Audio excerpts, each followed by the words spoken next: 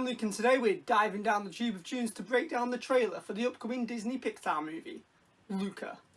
Luca is the upcoming animated Disney Pixar movie coming out on Disney Plus at no extra cost to subscribers on Friday the 18th of June, which is less than 2 weeks away. Are you excited, guys? I'm pretty excited. Obviously this is an original film, it's not another sequel, and it's just great that between this and the last Pixar release, Soul, we're back to a load of Pixar originals. And like I said, it is at no extra cost to subscribers. It's not come out on Premier Access like Raya and the Last Dragon or Cruella, but sadly that does also mean it will not be shown in theatres.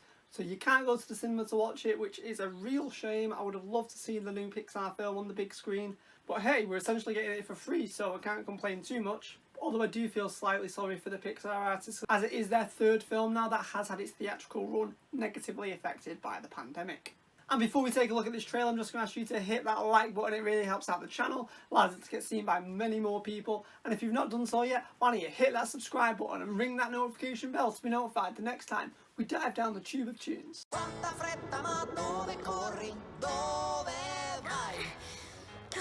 So here we meet Luca, who is this cute, adorable little sea monster, and his best friend, Alberto, also sea monster. And as you can see, Luca is a little anxious. He doesn't really want to leave the water.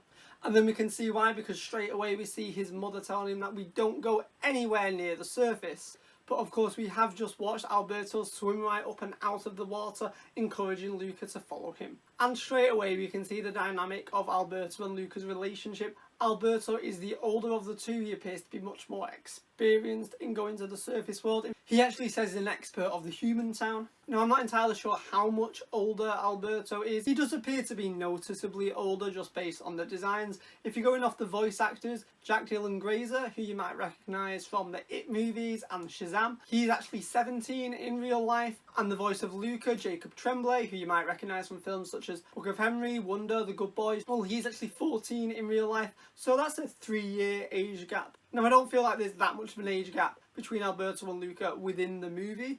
Not that it really matters, but as you can see, Alberto is just the older of the two. I imagine Luca at least thinks of him as the wiser of the two. But of course that is yet to be seen from just this trailer. And then we see this fun little montage of clips of Alberto showing Luca what it's like to be on the surface and taking him around the human town.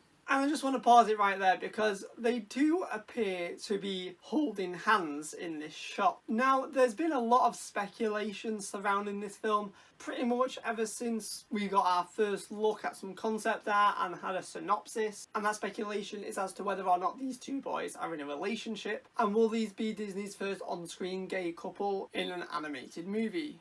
Or any movie for that matter. This is something people have been speculating about ever since the first concept art was revealed. And you see these two boys running around this beautiful Mediterranean village. Some of the early plot descriptions talk about a boy having an unforgettable summer with his brand new best friend, and that they both have a deeply held secret, before it was revealed that they were sea monsters from another world just below the surface. Led many to believe that it's sort of read as a somewhat gay story, that they were secretly in love. And of course the teaser trailer for this film also seemed to play into that. The first half of the teaser trailer was just entirely these two boys running around the village and the town and the countryside, having fun, looking very close, before it was eventually revealed that as soon as they jump into water they turn into sea monsters. I don't know, while it is certainly possible that the two characters will be in love in the film, it certainly does feel like the boys secretly being sea monsters is a metaphor for being gay and having that secret that you can't tell, particularly due to the fact that the film is set in 1950s Italy, a time where their being gay would be just as unaccepted as their being sea monsters. But I'm not entirely sure whether the film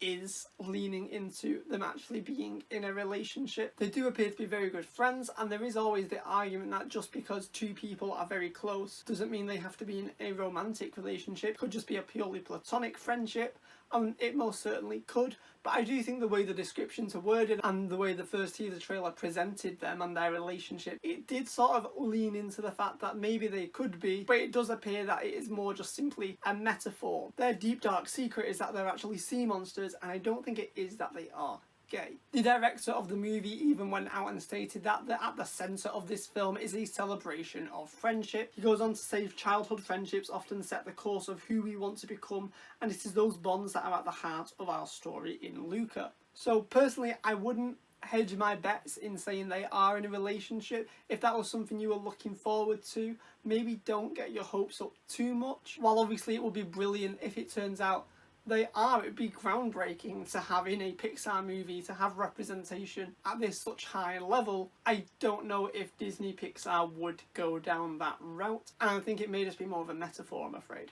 And then we see the scooters, the Vespers, it's being ridden by this boy here who seems to have like a little crony behind him. He has a bit of a posse. And when Luca and Alberto join in a game of football or soccer, he accidentally knocks his Vespa over. And you can see there one of the cronies does stop it from falling on the ground. And then the guy that was riding the Vespa, he appears to be the sort of town bully. Doesn't appear to be very nice. It looks like all the other kids in town are scared of him, as they very quickly rat out Luca. But just as Luca and Alberto look like they're in some hot water, they are quickly saved by Julia on her bike, who tells them to hop in. And then we can see the bully be even more of a bully and start calling them names like losers. That's not very nice, don't do that. So Julia seems to be a very sweet girl. She sees that they're new in town and she's gonna show them all around the town, and she can clearly see something in them. Perhaps she relates to them. She refers to them all as underdogs, so you know they're not the normal kids that fit in. And we see that she takes them home, introduces her to her father, who loves to kill and cook fish, which of course terrifies Luca and Alberto. They're sea monsters, they basically are fish. And this is the sort of first instance we see of the visual sight gag that water turns them into the sea monsters, and when they dry off they become human. It's really giving me H2O Just Add Water vibes. If any of you ever watched that show, the Australian one, it aired on Nickelodeon here in the UK, the one where the Australian girls would become mermaids every time they got wet. They used to have loads of jokes where if a drop of water on them, they'd fully turn into a mermaid, and they'd have to dry off with lots of hair dryers and towels before like anyone could see them again. Usually quite funny. I think it also had a spin-off, Mako Mermaids, where a guy became a merman.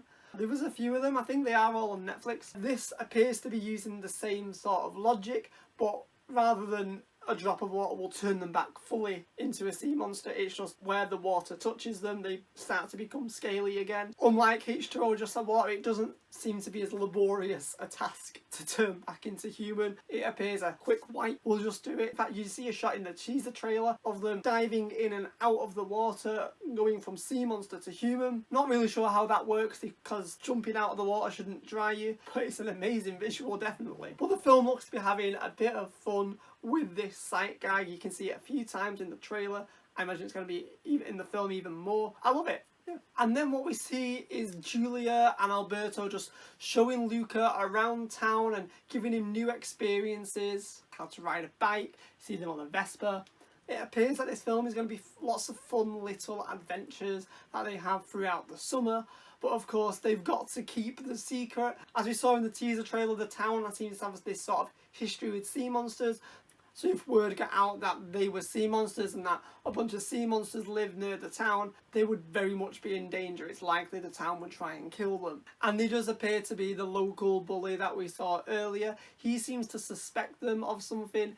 It appears that they just have these like fun little adventures, and he's this sort of little town bully that I feel like this sort of thing that feels like it's this low stakes adventure because he's just like a little town bully. But of course, if he were to uncover that they were sea monsters, well, the stakes are actually quite high. It'd cost them their lives. But it appears to be that fun sort of little low stakes feeling movie. You can see the three of them run through all these beautiful lush locations. There appears to be some absolutely stunning visuals in this film. It looks a delight. You can see that Bruno is always scared, and maybe that's rightly so. He doesn't want anyone to find out that he's a sea monster. And you get this lovely little joke of Alberto saying that Luca has a Bruno in his head, someone that's always telling him, oh no, maybe you shouldn't try this, maybe that's too scary. And he just tells him that he has to silence Bruno, silencio Bruno, and just get out there and live your life, which I think is a great message that a lot of people need to hear, and it's nice seeing it here in this movie. But of course,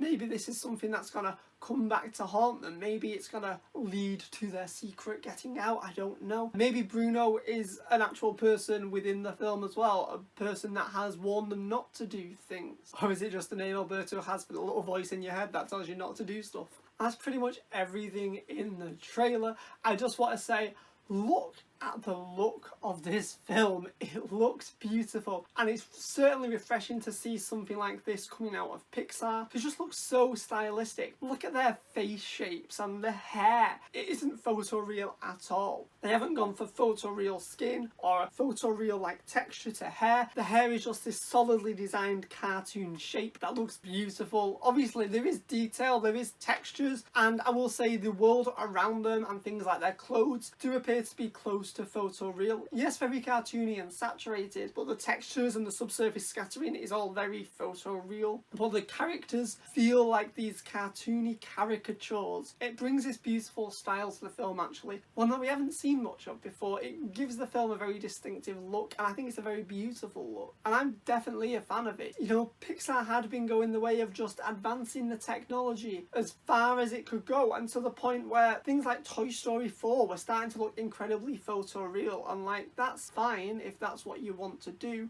but not every film needs to look like that. This film is a cartoon, and I'm just liking that they are embracing all these different styles now. Not every CGI animated film has to look the same, and not all cartoons should strive to look photoreal. It's meant to be a cartoon. So really happy to see that they're trying something different here with the style of this film. Also, look at this cat. It's got a mustache.